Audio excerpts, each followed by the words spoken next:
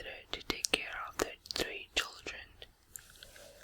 When she arrived, they told her they probably wouldn't be back until late, and that the kids were already asleep so she needn't disturb them. The babysitter starts doing her homework while waiting a call from her boyfriend. After a while, the phone rings. She answers it, but hears no one on the other end, just silence. Then, however, it is hang up. After a few more minutes, the phone rings again. She answers, and this time there's a man on the line who says in a chilling voice, "Have you checked the children?" Click. At first she thinks it might have been the father calling to check up and he got interrupted. So she decides to ignore it. She goes back to her homework, then the phone rings again. "Have you checked the children?" says the creepy voice on the other end. "Mr. Murphy?" she asked, but the caller hangs up again. She decides to phone the restaurant where the parents say they'll be dining, but when she asks for Mr. Murphy, she is told that he and his wife have left the restaurant 45 minutes earlier. So she calls the police and reports that strangers have been calling her and hanging up. "Has he threatened you?" the dispatcher asked. "No," she says. "Well, there's nothing we can really do about it. You could try reporting the prank caller to the phone company." A few minutes go by and she gets another call. "Why haven't you checked the children?" the voice says. "Who is this?" she asked, but he hangs up again.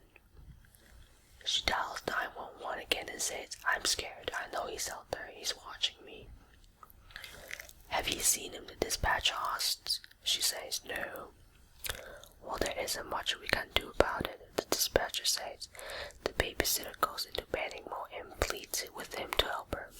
Now, it'll be okay," he says.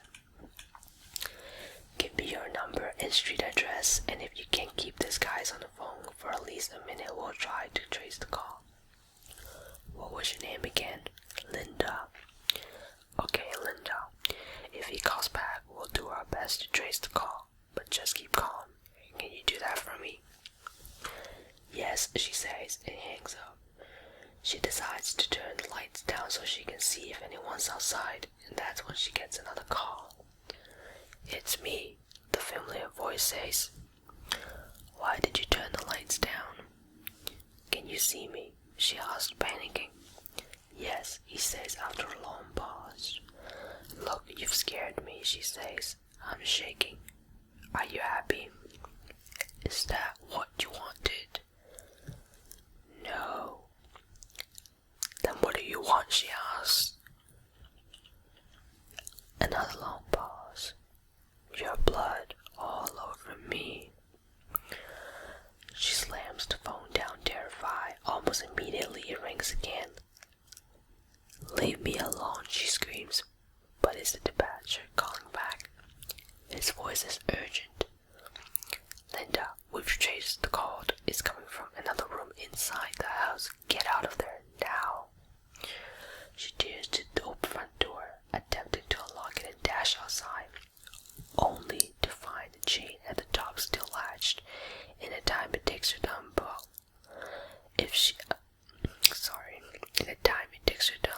it, if she sees a door open at the top of the stairs, light streams from the bedroom, revealing the profile of a man standing just inside.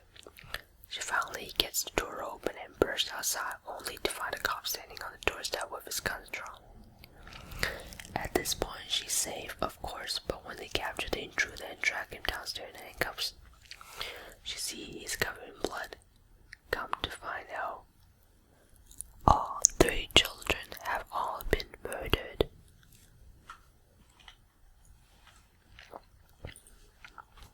How was that to be the first one? Quite scary, huh? Now I'm a bit cold because I'm kind of freaked out by this. Alright. The next one is called the clown statue. I hate clowns and I'm probably gonna find this scary too.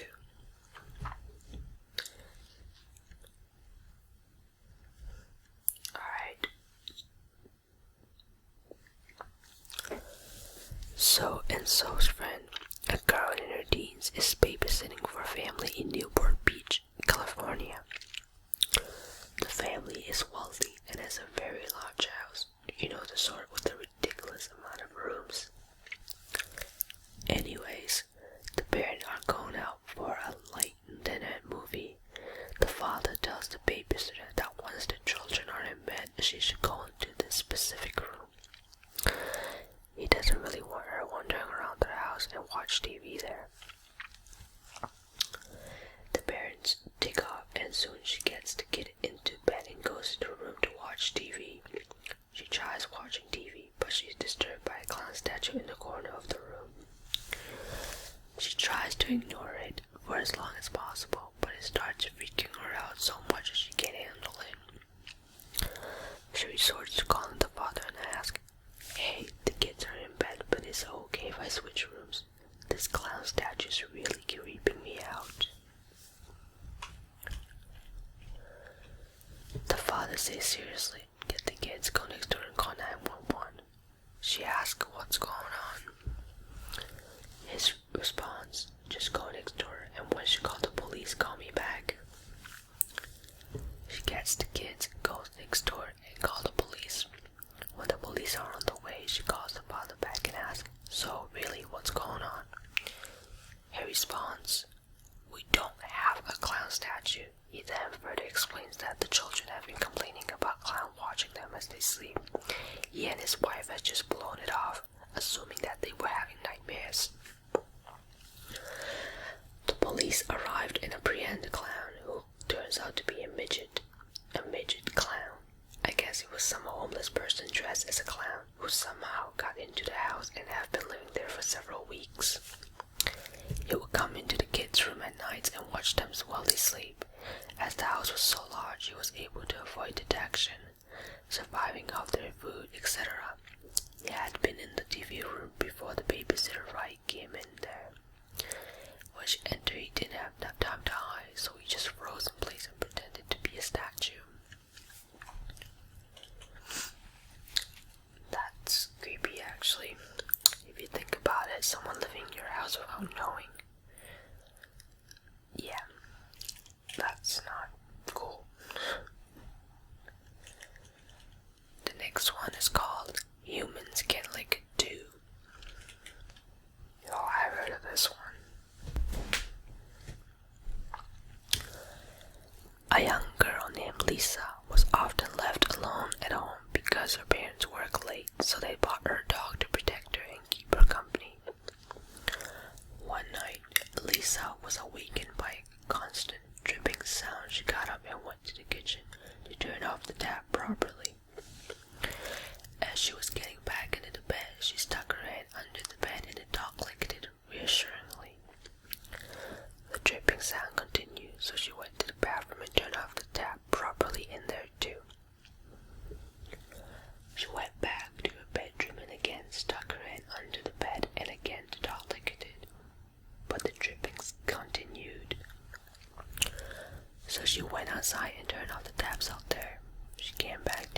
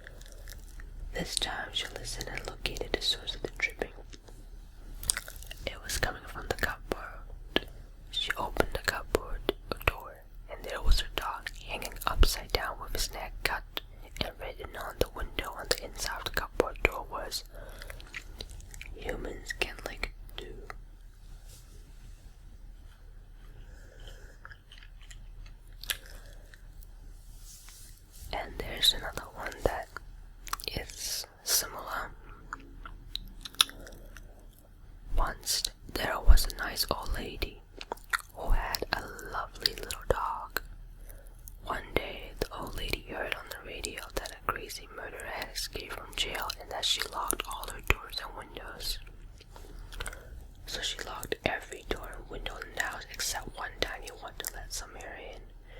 She thought that a murderer would never get in there. So that night she went to bed as usual. She knew everything was okay, but because she put down her hand, the dog licked it. Later in the night she heard a drip, drip, drip. But she put her hand down and the dog licked it and everything was okay. So she went downstairs to check out the tap, but the tap wasn't dripping. So she went to bed again. And everything was okay. She woke up again later in the night though. So she thought the dripping sound must be coming from the shower. She went to the bathroom and there was her dog dead, hanging in the shower, dripping with blood, all his intestine hanging out. Written on the mirror was, "Human skin like a tomb." And behind her in the mirror she saw the murderer. Alright. So, the next one, the killer in the back seat.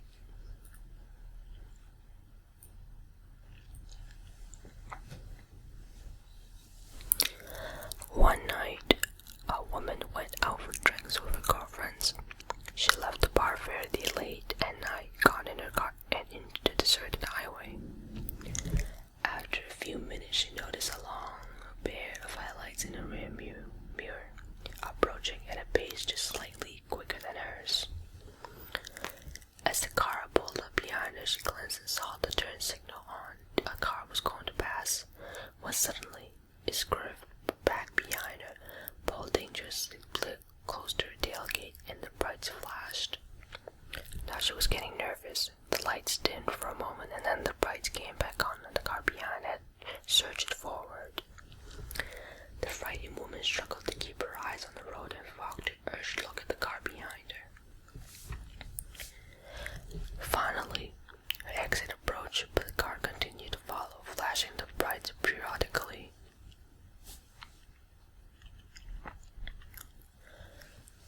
Through every stoplight and turn, it followed her until she pulled into a driveway. She figured her only hope was to make a mad dash into the house and call the police. As she flew from the car, so did the driver of the car behind her, and he screamed, locked the door, and called the police, call 911. When the police arrived, the horrible truth was finally revealed to the woman. The man in the car had been trying to save her. As he pulled up behind her and his headlights illuminated her car, he saw the silhouette of a man with a butcher knife rising up from the backseat to stab her. So he flashed his brights and the figure crouched back down. The moral of the story: always check the back seat. What if you have a smart car, you don't have a back seat? Yeah, check it anyway.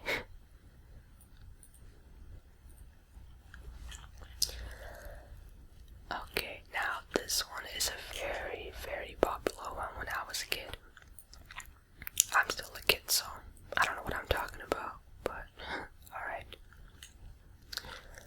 About 6 years ago in Indiana, Carmen Winstead was pushed down a sewer opening by 5 girls in her school, trying to embarrass her in front of her school during a fire drill. When she didn't submerge, the police were called. They went down and brought up 17-year-old Carmen Winstead's body. Her neck broke in the ladder, then side concrete at the bottom. The girl told everyone she fell. They believed them. 2 months ago, 16-year-old David Gregory read this post and didn't repost it. When he went to take a shower, he heard laughter from his shower. He started freaking out and ran to his computer to repost it. He said goodnight to his mom and went to sleep. 5 hours later, his mom woke up in the middle of the night because of a loud noise. David was gone. That morning, a few hours later, the police found him in the sewer. His neck broken, his face skin peeled off.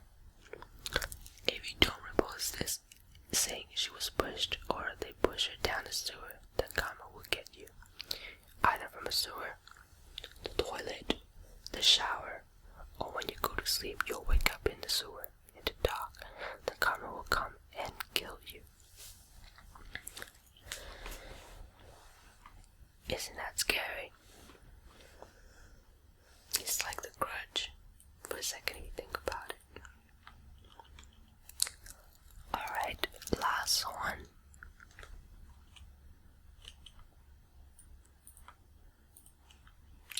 Aren't you glad you didn't turn on the light? Two dorm mates in college were in the same science class. The teacher had just reminded them about the midterms, and the next day, when one dorm mate, let's call her Julie, got asked to this big bash by the oddest guy in school. The other dorm mate, Meg, had pretty much no interest in going, and being a diligent student, she took notes on what the midterm was about. After the entire period of flirting with her date, Julie was totally unprepared for her test, while Meg was completely prepared for a major study day with her books. At the end of the day, Julie spent hours getting ready for the party while Meg started studying. Julie tried to get Meg to go, but she was insistent that she would study and pass the test.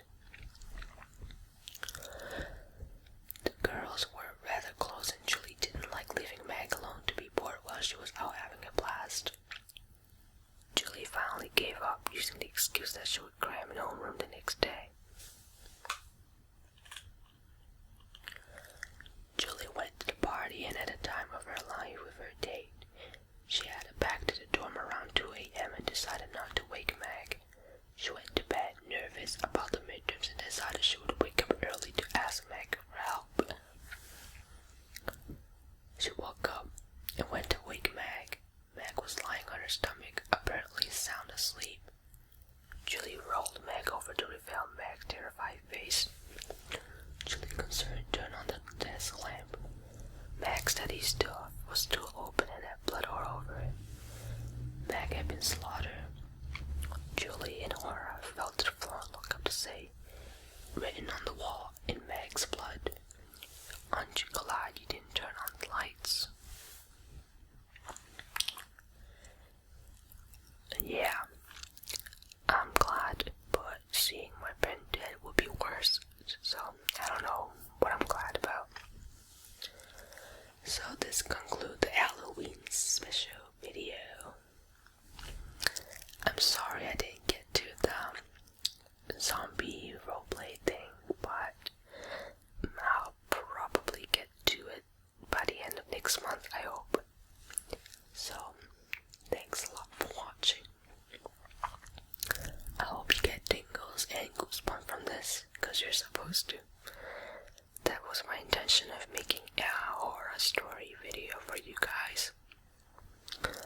So, thank you for watching, and